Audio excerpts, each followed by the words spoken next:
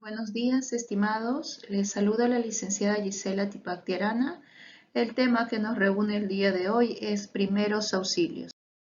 Aspecto normativo. Decreto Supremo 005-2012-TR. Reglamento de la Ley de Seguridad y Salud en el Trabajo. Primeros auxilios son protocolos de atención de emergencia a una persona en el trabajo que ha sufrido un accidente o enfermedad ocupacional. Plan de emergencia. Documento guía de las medidas que se deberán tomar ante ciertas condiciones o situaciones de gran envergadura e incluye responsabilidades de personas y departamentos, recursos del empleador disponibles para su uso, fuentes de ayuda externa, procedimientos generales a seguir, autoridad para tomar decisiones, las comunicaciones e informes exigidos. Decreto Supremo 00398-SA. Normas técnicas de seguro complementario de trabajo de riesgo.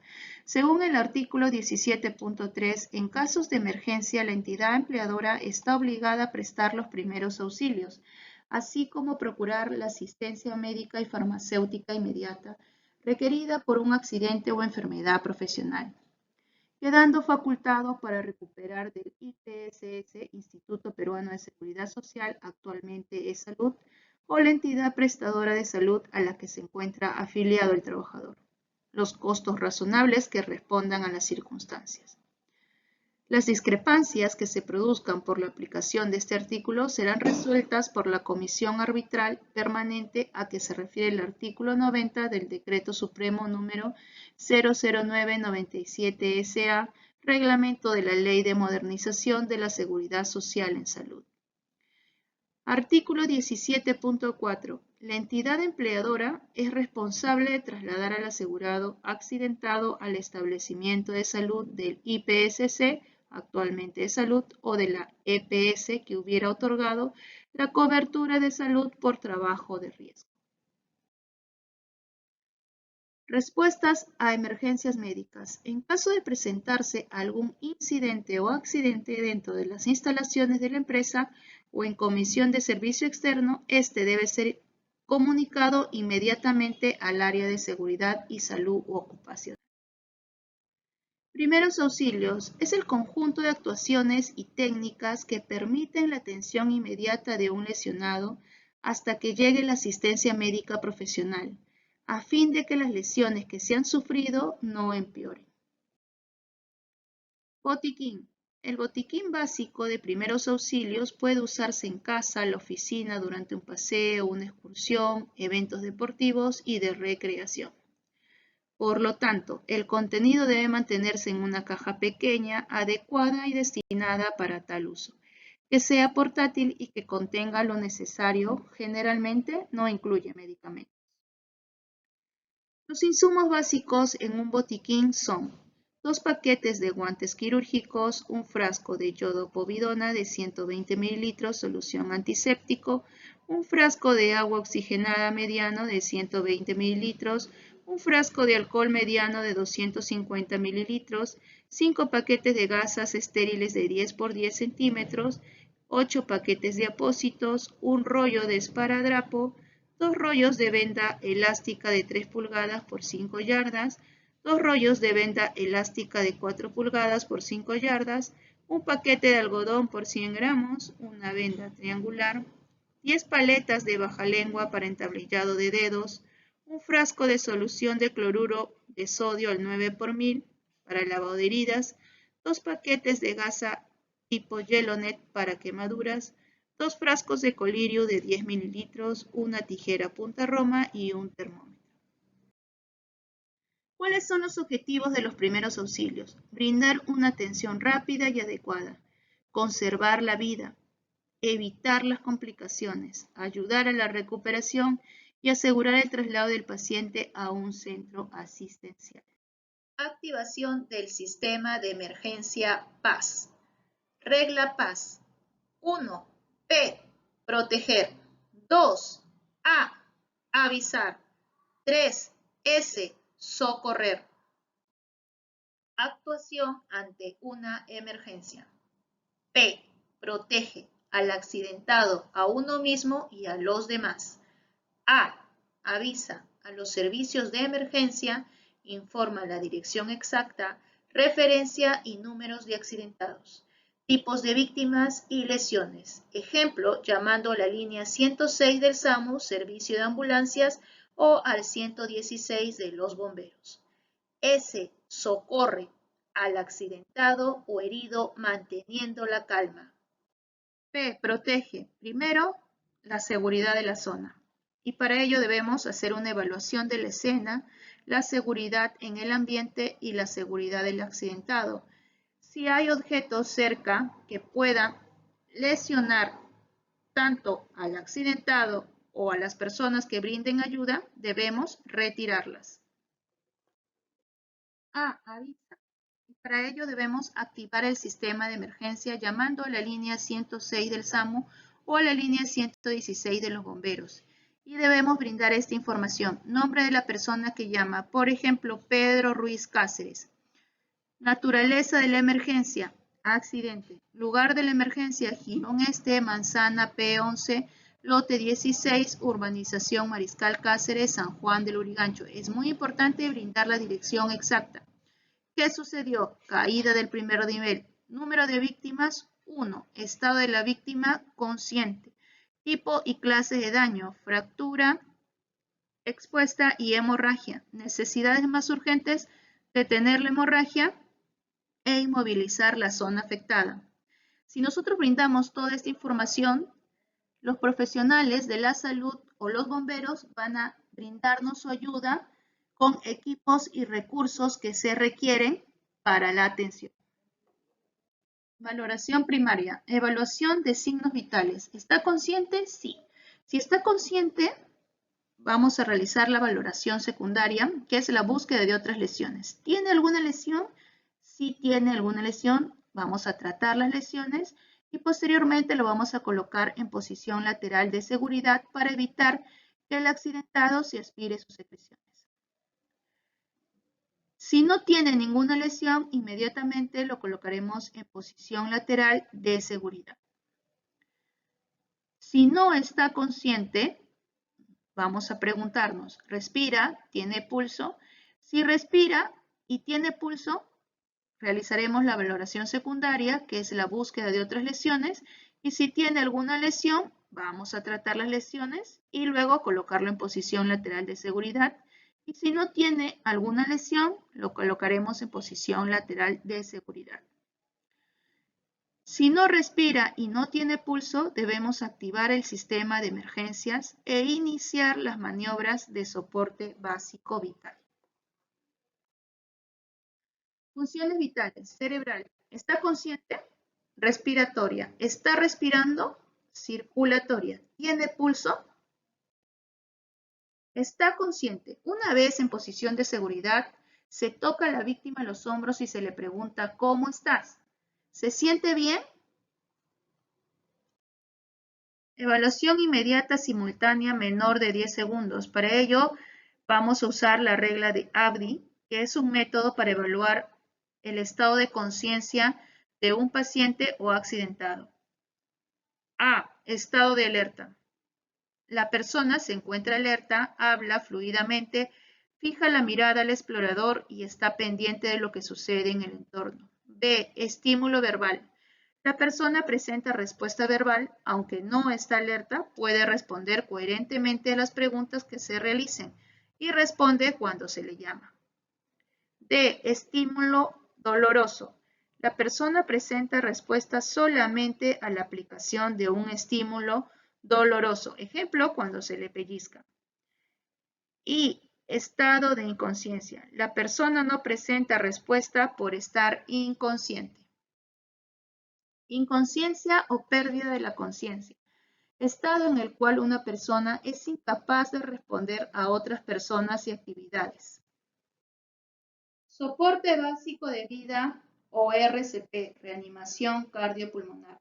Es un nivel de atención indicado para las personas con enfermedades o lesiones que amenazan la vida, aplicado hasta que el paciente reciba la atención médica. Y debemos seguir estos pasos de evaluación: C, circulación; A, vía aérea; y B, respiración, el CAB.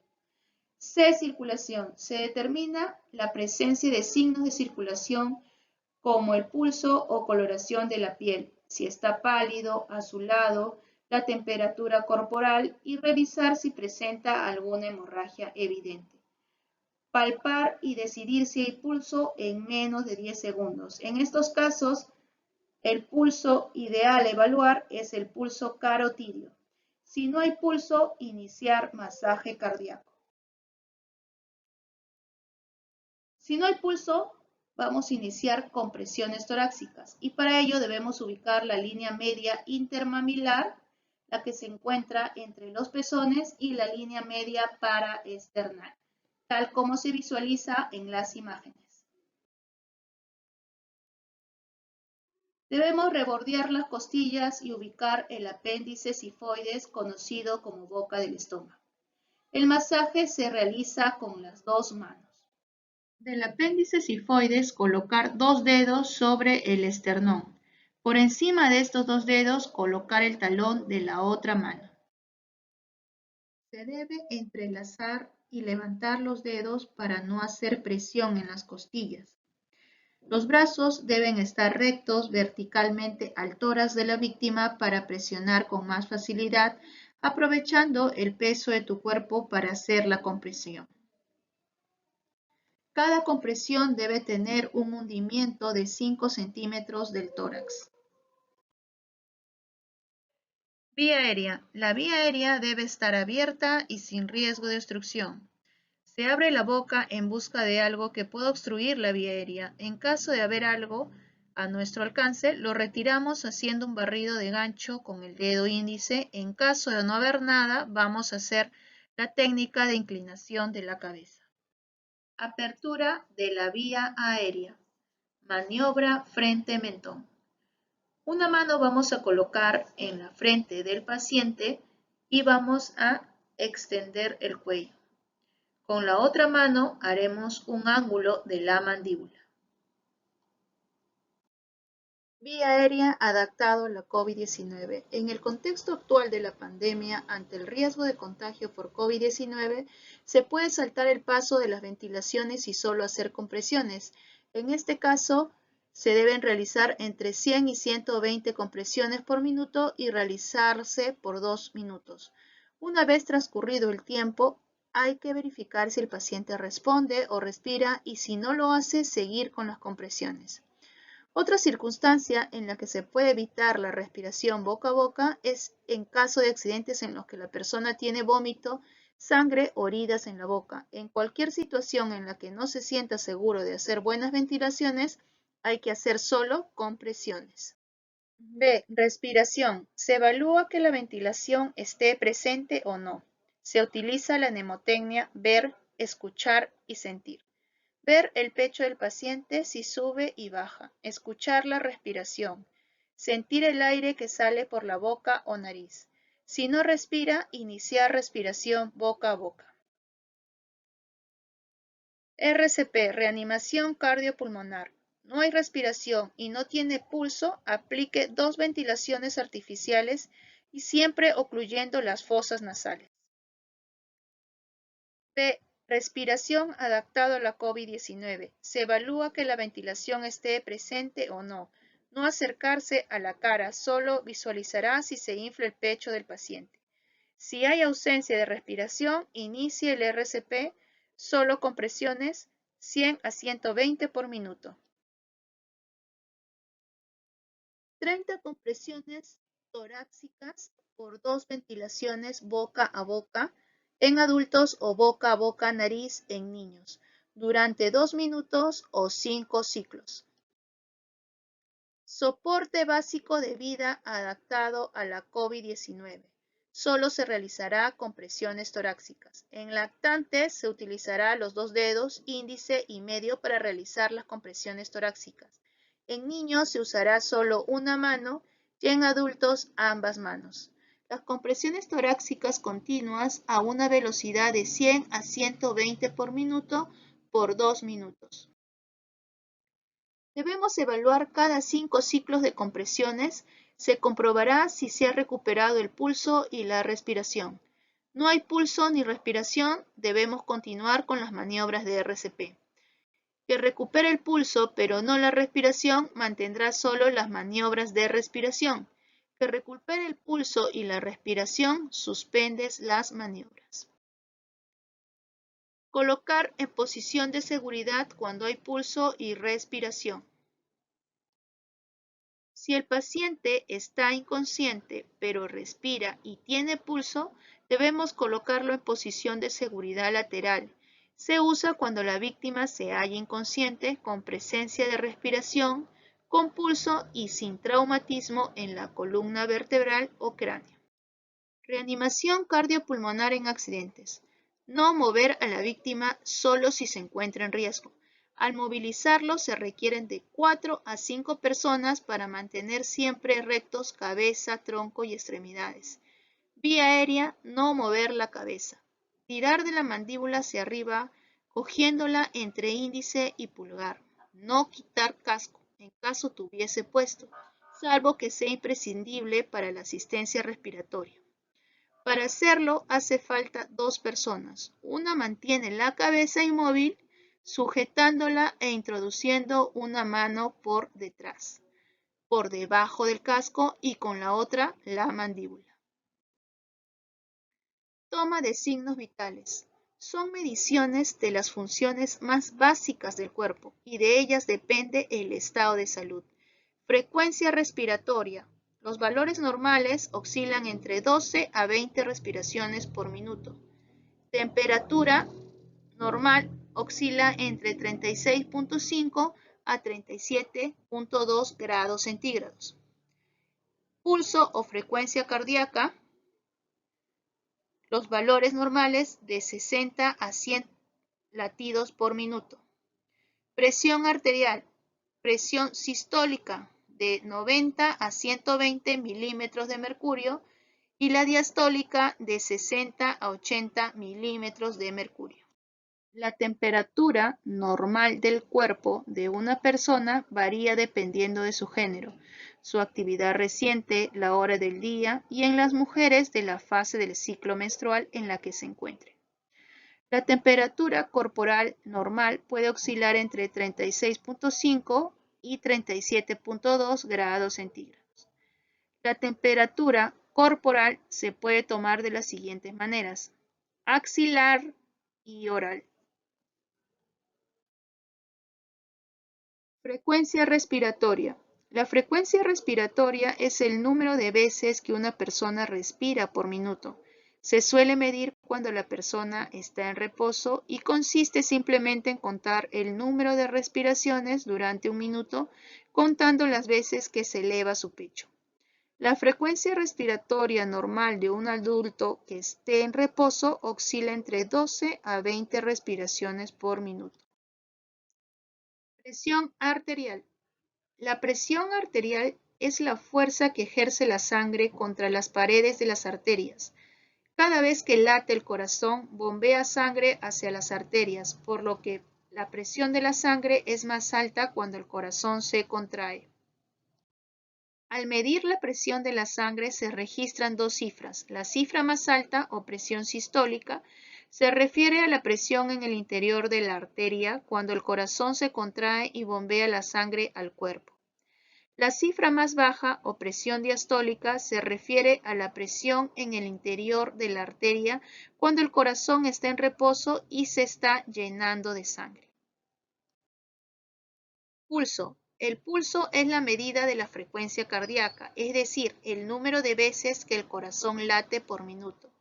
Al tomar el pulso, no solo se mide la frecuencia cardíaca, sino que también puede indicar el ritmo del corazón y la fuerza de los latidos. Ubicación del pulso. Para medir el pulso, debemos usar el dedo índice y el dedo medio.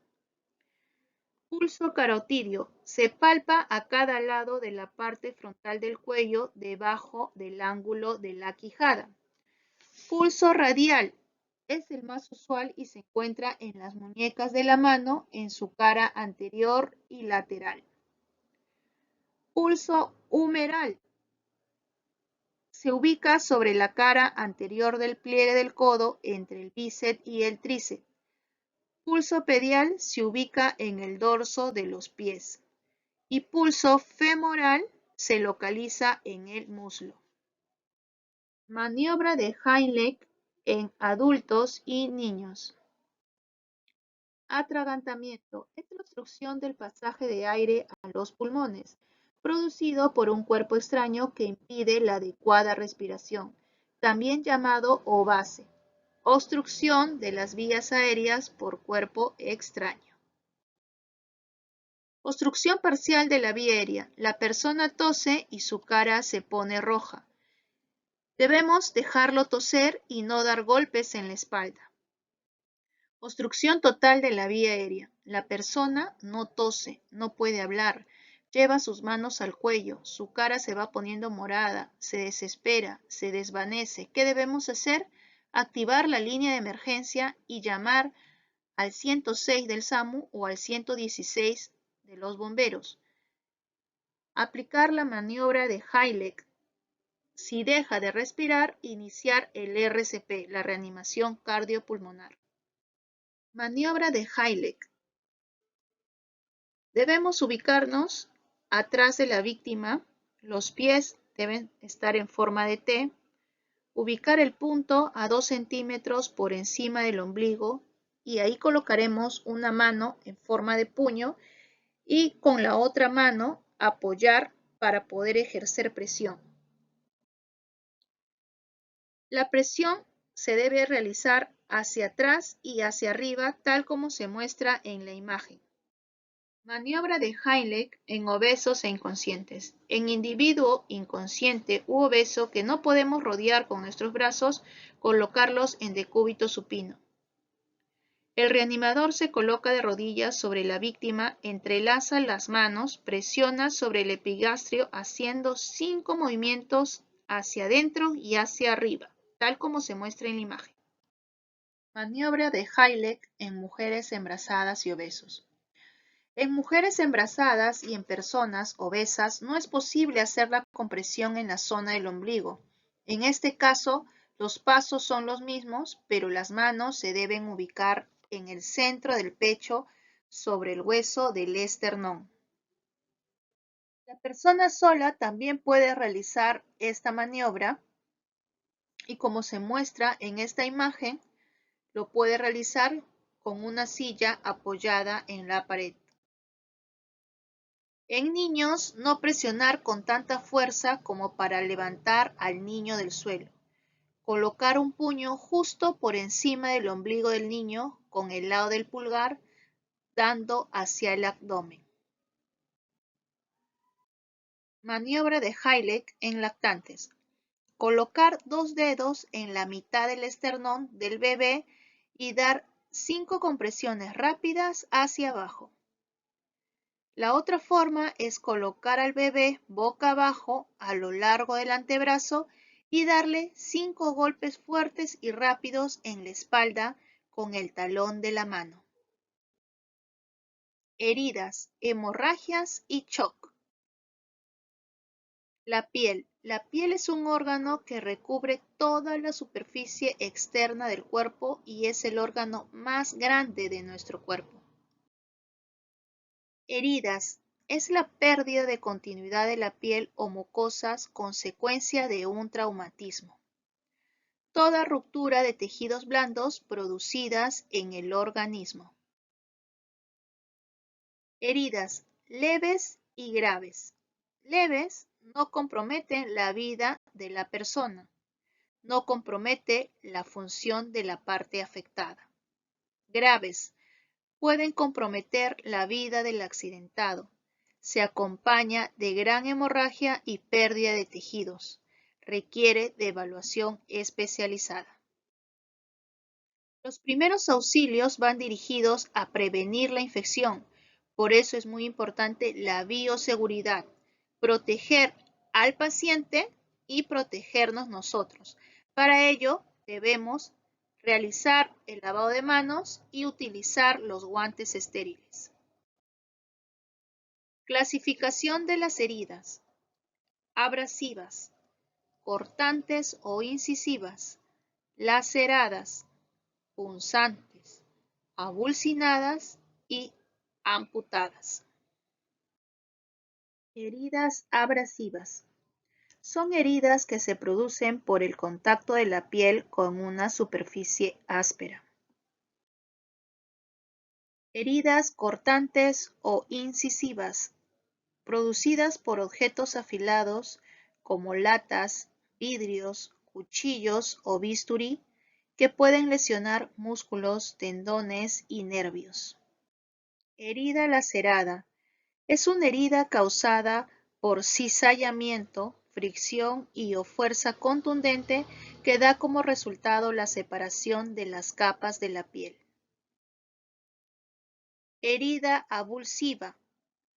Cuando la lesión se acompaña de desgarro de los tejidos. Herida punzante.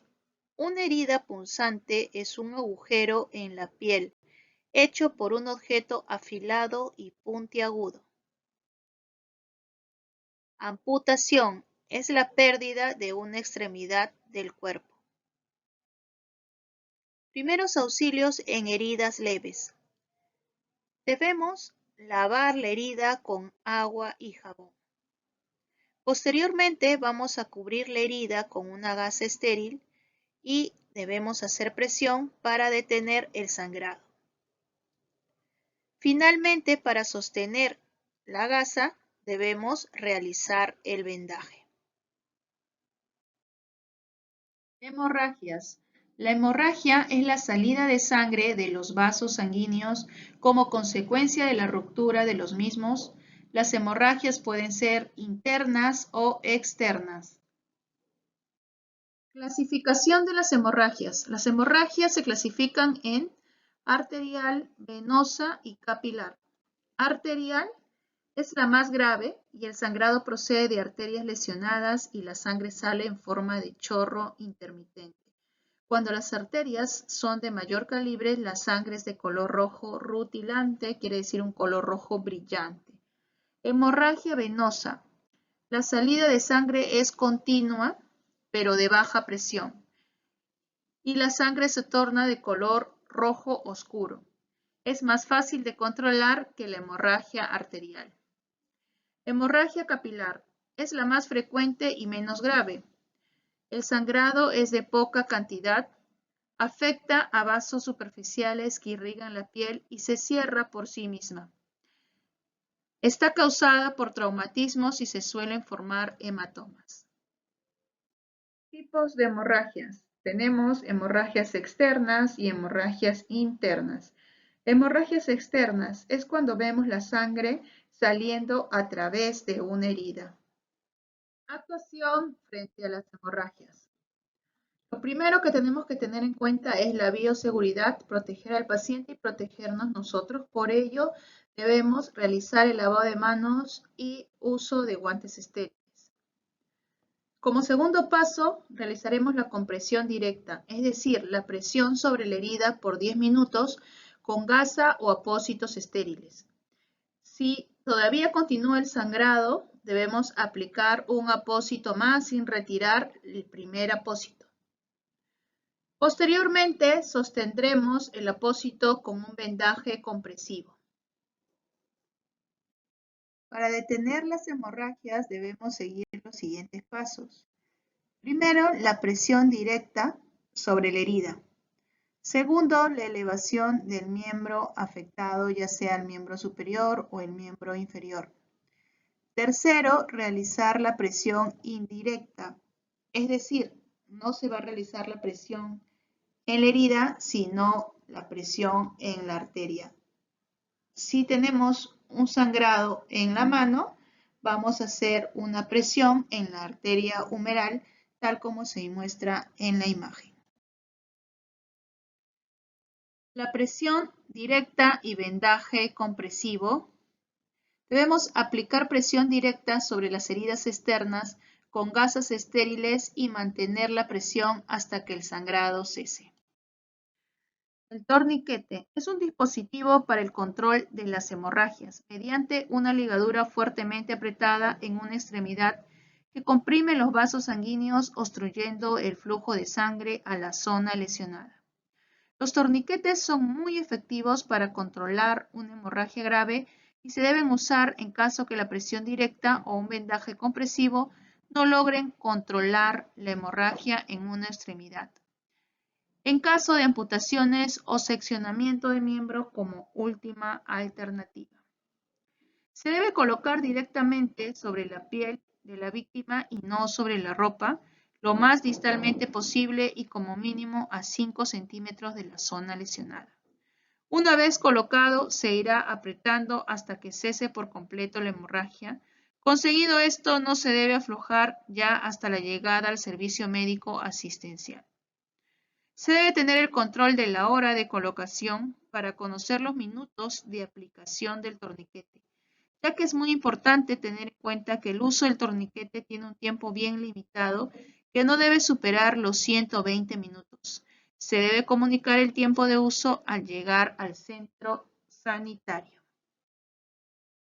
Para detener las hemorragias debemos realizar una compresión arterial indirecta. Por ejemplo, realizaremos una presión en la arteria femoral si hay un sangrado en la pierna. Si hay un sangrado en el brazo y antebrazo, realizaremos una presión en la arteria subclavia. Si tenemos un sangrado en el antebrazo, realizaremos una presión en la arteria axilar y humeral. Hemorragia interna se produce cuando cualquier vaso sanguíneo se rompe y la sangre queda dentro de nuestro cuerpo, principalmente en el abdomen. Una hemorragia interna puede aparecer por traumatismos fuertes en el abdomen, enfermedades del estómago o intestino. Las características van a ser abdomen muy sensible o rígido, sangrado nasal y de oído, vómito con sangre, pérdida de sangre por recto o vagina, piel fría y sudorosa, pulso rápido y débil, dolor en el pecho, respiración superficial y pérdida de la conciencia.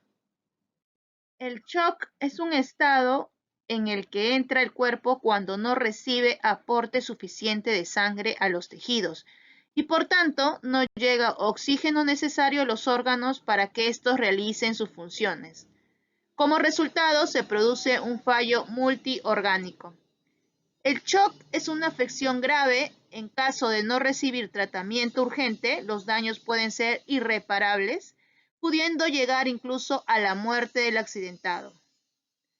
Por ello, si detectamos que alguien está sufriendo un shock, es fundamental que le brindemos los primeros auxilios para reducir el riesgo de los órganos vitales y que estos sean dañados. Primeros auxilios en shock. Comunicar de inmediato a las líneas de emergencia. Mejorar la circulación, mantener la oxigenación y, si es necesario, iniciar el RCP. Debemos mantener al paciente abrigado para mantener su temperatura corporal. Si ya hemos descartado que no hay lesiones a nivel cervical y lumbar, vamos a colocar al paciente cómodamente, mantenerlo abrigado y elevar los miembros inferiores para que pueda llegar sangre al cerebro. Quemaduras. Quemaduras son lesiones causadas por exposición al calor excesivo, químicos, electricidad o radiación. La piel es el órgano más grande de nuestro cuerpo y está dividido en 3 capas: la epidermis, la dermis y la hipodermis. Las quemaduras se clasifican en quemaduras de primer grado, afectan la capa superior de la piel como la hipodermis. Las quemaduras de segundo grado afectan las capas más profundas de la piel como dermis. Las quemaduras de tercer grado afectan todas las capas de la piel y a veces los tejidos subyacentes. Reglas generales en casos de quemaduras. No quitar pedazos de tela adheridos a la piel. No reventar las ampollas. No usar antisépticos en aerosol ni remedios caseros. No hacer presión sobre las áreas quemadas. Quemadura de primer grado. Son leves Tienen efectos como enrojecimiento de la piel y decoloración, dolor y no se presenta ampollas. Son causadas por el sol, objetos calientes, el agua, vapor, etc. Primeros auxilios en quemaduras. Refrescar inmediatamente la quemadura con abundante agua y posteriormente vamos a observar si se presentaran ampollas. Quemadura de segundo grado. Son un poco más profundas que las quemaduras de primer grado. Hay ampollas, enrojecimiento de la piel, hinchazón.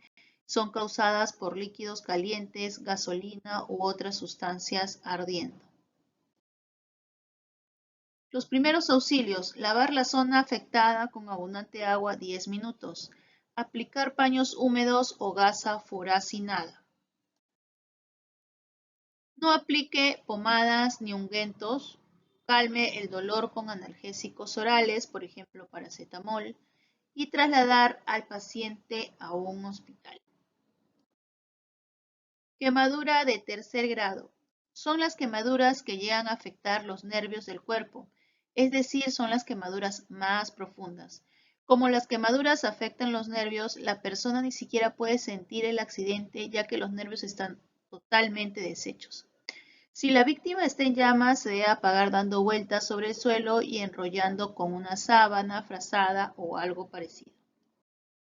Primeros auxilios en quemaduras de tercer grado.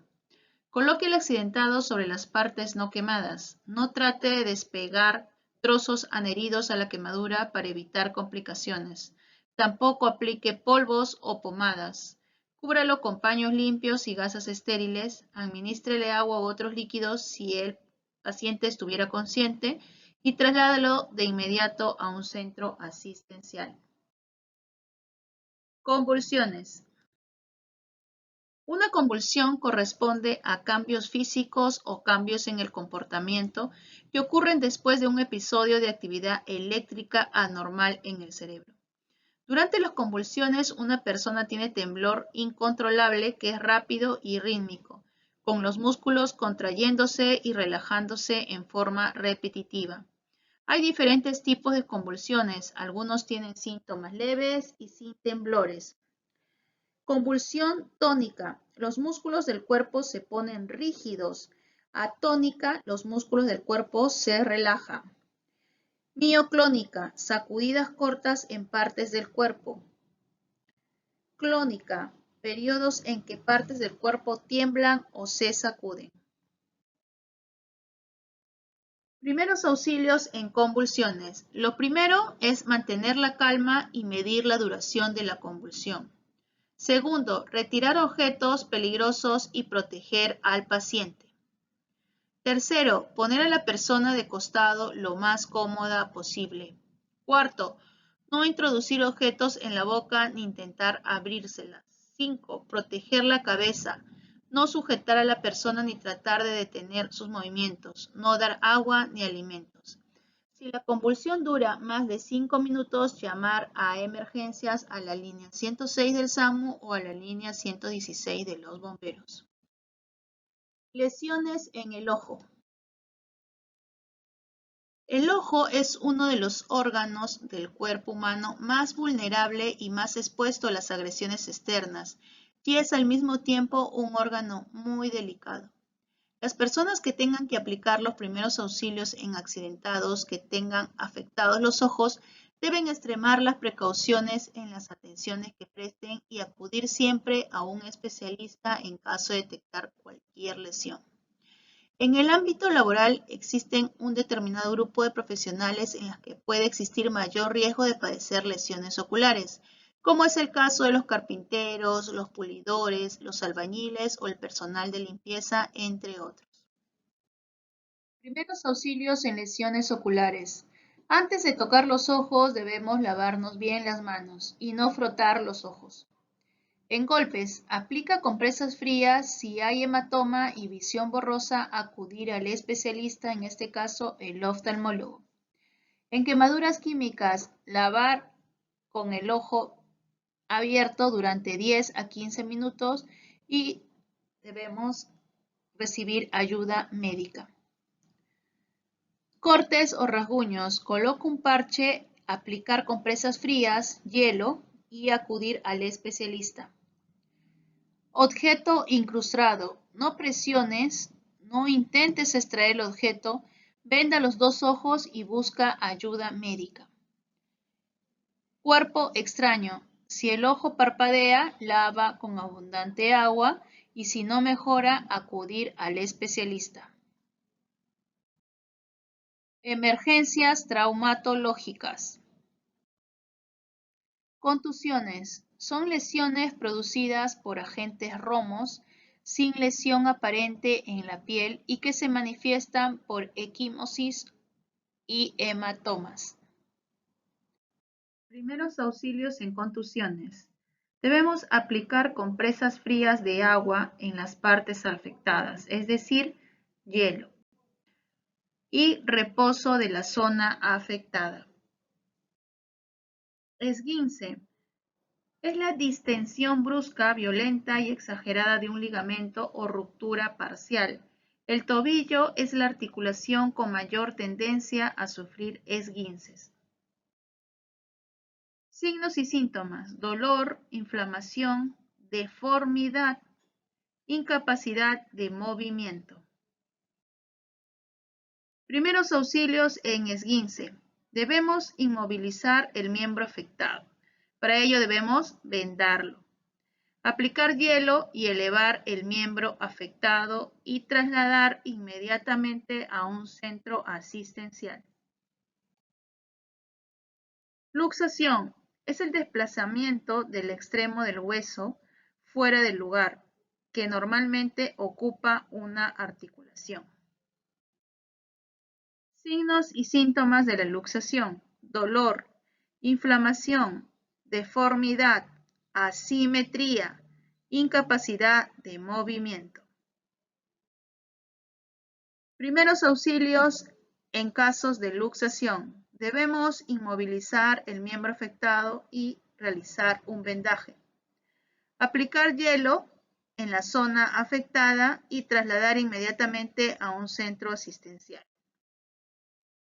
Fracturas. Pérdida de continuidad en un hueso como consecuencia de un traumatismo o de un proceso patológico. Clasificación. Se clasifican en fractura cerrada y fractura abierta. Fractura cerrada es aquella en la cual el hueso se rompe y la piel permanece intacta. Fractura abierta o expuesta. El hueso fracturado sale al exterior, perfora la piel y produce una herida abierta. Hay riesgo de infección y hemorragia. Signos y síntomas de las fracturas. Dolor en la zona afectada y aumenta con el tacto. Al momento que nosotros tocamos, el dolor aumenta. Impotencia funcional es la desproporción o irregularidad en la forma del cuerpo o de alguno de los miembros o de las extremidades de una persona. Deformidad, enrojecimiento y crepitantes. Los crepitantes son ruidos anormales y discontinuos. Primeros auxilios en fracturas. Para poder visualizar la fractura debemos exponer el sitio de la lesión. No hacerlo si se tiene que mover la zona afectada. Cubrir las heridas y controlar el sangrado. No tratar de colocar el hueso en su lugar ni retirar de la herida fragmentos de hueso. Inmovilizar el miembro afectado. En la imagen podemos observar que se está utilizando una venda triangular para realizar un cabestrillo. Aplicar hielo para disminuir el edema y dolor y trasladar al paciente a un centro asistencial. Primeros auxilios en fractura expuesta. Vamos a detener cualquier sangrado y para ello vamos a aplicar presión en la herida con una gasa y posteriormente vamos a vendar. Inmovilizamos la zona lesionada. Aplicamos compresas de hielo para aliviar el dolor y la hinchazón. Y trasladamos al paciente a un centro asistencial. En caso de fracturas, lo primero que debemos hacer es inmovilizar. Y con esto buscamos disminuir los daños, disminuir el dolor, facilitar el transporte y disminuir el sangrado. Nunca traslade si antes no ha inmovilizado una fractura, porque puede ocasionar otras lesiones. ¿Qué insumos vamos a utilizar para la inmovilización de fracturas? Vendas, vendas triangulares y férulas. Si no tenemos férulas, debemos buscar elementos que puedan reemplazarlas y que sirvan para inmovilizar el miembro fracturado. Pueden ser maderas, cartones, periódicos o revistas dobladas. Tipos de vendaje. Vendaje circular. Se utiliza para vendar una zona cilíndrica del cuerpo como brazos y piernas o fijar el vendaje en sus extremos. Comenzaremos desarrollando la venda cubriendo la zona de manera que cada vuelta vaya cubriendo la anterior por completo.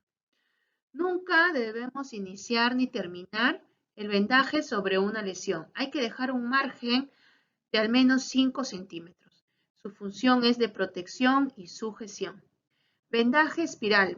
Se usa normalmente en las extremidades, superiores o inferiores, y su función es compresiva y protectora. Se coloca llevando hacia arriba el vendaje en un leve ángulo, de modo que se cubra la zona que se desea. Las vueltas de venda son paralelas y se superponen a la misma en 2/3 del ancho.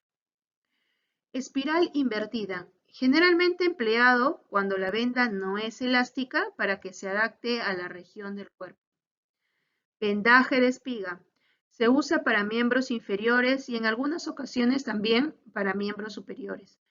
Se realiza igual que el vendaje en espiral, salvo que vamos retrocediendo con la venda, de manera que las vueltas que se van superponiendo se crucen. Tiene función compresiva y favorece el retorno venoso. Vendaje recurrente. Se utiliza para realizar vendajes de cabeza, vendar dedos y muñones, en caso de amputación. Fijaremos la venda en la zona proximal con 2 vueltas circulares. Giraremos la venda para que quede perpendicular a las vueltas circulares y vendaremos la zona distal de delante a la inversa hasta que quede bien cubierto. Luego fijaremos con varias vueltas circulares. Su función es la de proteger, sujetar y comprimir. Vendaje en 8. Se utiliza para vendar articulaciones, especialmente manos y pies. Es muy útil en rodilla y codo. Iniciamos el vendaje sujetando la venda bajo la articulación con varias vueltas espirales. Luego se realiza una vuelta ascendente que cubre la articulación. La aseguraremos con vueltas espirales en la zona superior. Después alternaremos las vueltas ascendentes y descendentes que se crucen entre sí y se van superponiendo a las anteriores en menos de 2/3 de ancho de la venda, dibujando la figura del 8. Normas generales para la realización de un vendaje. Coloque a la persona en una posición cómoda. Vende en sentido de las agujas del reloj con presión uniforme. Fije con 1 o 2 vueltas circulares el inicio del vendaje. Dejar descubierto las uñas para comprobar que no haya excesiva presión, porque si hay excesiva presión, pues las uñas se van a tornar de color morado y debemos volver a fijar. No debe ser aplicado directamente sobre la piel lesionada, debe tener una gasa interpuesta. No debe producir dolor, debe mantenerse firme y no debe ser muy voluminoso. Inmovilización y traslado de pacientes. Propósito de la inmovilización. Conseguir la máxima estabilidad posible de la lesión, preparándola para un traslado seguro. Y de esta manera aliviaremos el dolor y vamos a prevenir mayores lesiones. Las férulas son tablas u otros materiales duros como periódicos doblados, revistas dobladas de distintos tamaños y forma. Se colocan junto al hueso afectado y se fijan al cuerpo o extremidades con vendas para inmovilizar a la parte afectada. Consideraciones para la inmovilización. Abarcar las articulaciones superior e inferior de la fractura. No mover la región afectada. No intentar colocar correctamente los huesos. No colocar las inmovilizaciones demasiado apretadas que impidan la circulación de la sangre. No amarre sobre el sitio de la fractura. Consideraciones para la inmovilización de las lesiones. Si el accidentado está consciente, debemos explicarle todo lo que vamos a hacer para que pueda colaborar. Cuando muevas la pierna o brazo, intenta hacerlo con movimientos lentos y fluidos. No coger la zona donde sospechas que se encuentra la lesión, sino de las zonas cercanas en las que no hay dolor. Si se trata de una lesión en una articulación, vamos a inmovilizar completamente el hueso que está por encima y el que está por debajo. Si por el contrario se trata de una fractura en mitad de un hueso, inmoviliza desde la articulación que está por encima hasta la que está por debajo de la lesión. Intenta inmovilizar la zona en una posición lo más natural y cómoda posible. Para la inmovilización de lesiones que afectan desde el hombro hasta el codo, podemos recurrir a su inmovilización mediante el uso de un cabestrillo. Este se puede realizar con un pañuelo triangular o de manera improvisada con la propia ropa. Con esto conseguiremos que el brazo descanse sobre la sujeción. A la vez aprovechamos el tórax para darle soporte a la zona lesionada. En el caso del codo, esta técnica únicamente se podrá realizar si la persona previamente tenía el codo flexionado. Para lesiones que van desde el codo hasta la muñeca, debemos recurrir a colocar una superficie rígida que dé soporte a la lesión. En el caso del antebrazo y la muñeca, podemos complementar la inmovilización con un cabestrillo que dé soporte. Si la lesión se encuentra en el codo y previamente tenía el brazo extendido, tenemos que inmovilizarlo en posición recta como si se tratase de una rodilla. Las lesiones que afectan a la cadera y a la parte alta del fémur, de la pierna, pueden ser consideradas de alta gravedad, ya que por esta zona pasan vasos sanguíneos de gran calibre y una mala manipulación podría acabar provocando una hemorragia masiva. La inmovilización de la parte baja del muslo, rodilla, pierna, tobillo y pie es similar a la anteriormente que hemos indicado para el codo, antebrazo y muñeca. Igual que en las inmovilizaciones anteriores, estas se pueden realizar con férulas, si disponemos de ellas, o improvisarlas con mochilas, ramas, periódicos doblados, revistas dobladas. Ante un gran accidente como es una caída, debemos sospechar siempre de una lesión cervical, especialmente si la víctima manifiesta dolor en la zona, tiene problemas de sensibilidad o movilidad de sus extremidades, o el golpe ha afectado directamente a la cara, cabeza, cuello o espalda. Debemos asegurarnos que la cabeza y las vértebras cervicales se encuentren firmes. Si no estamos capacitados para inmovilizar esta zona, es preferible no hacerlo y seguir la recomendación general, que es sujetar manualmente la cabeza de la víctima intentando restringir el movimiento en cualquiera de sus ángulos hasta la llegada del servicio de rescate, en este caso la ambulancia o de los bomberos. El collarín cervical se utiliza para mantener el cuello y la columna cervical recta y lograr una pronta recuperación. Brindar soporte a los huesos cervicales del cuello. Es importante que este procedimiento se realice con previa capacitación presencial de la forma como se debe colocar un collarín para evitar lesiones irreversibles. Hay distintas formas de trasladar a los pacientes, entre ellas cargar de brazos, como vemos en la imagen. Para realizar este procedimiento debemos asegurarnos de que no haya una lesión cervical y lumbar. En este caso observamos que es un paciente que tiene una fractura de pie. Asimismo, la víctima debe ser de bajo peso. Pasamos un brazo por debajo de los muslos de la víctima y colocamos el otro brazo alrededor del tronco por encima de la cintura y lo levantamos, mínimo 2 personas. En estas imágenes podemos ver a un paciente que ha tenido una fractura en miembro superior y le están también cargando de brazos.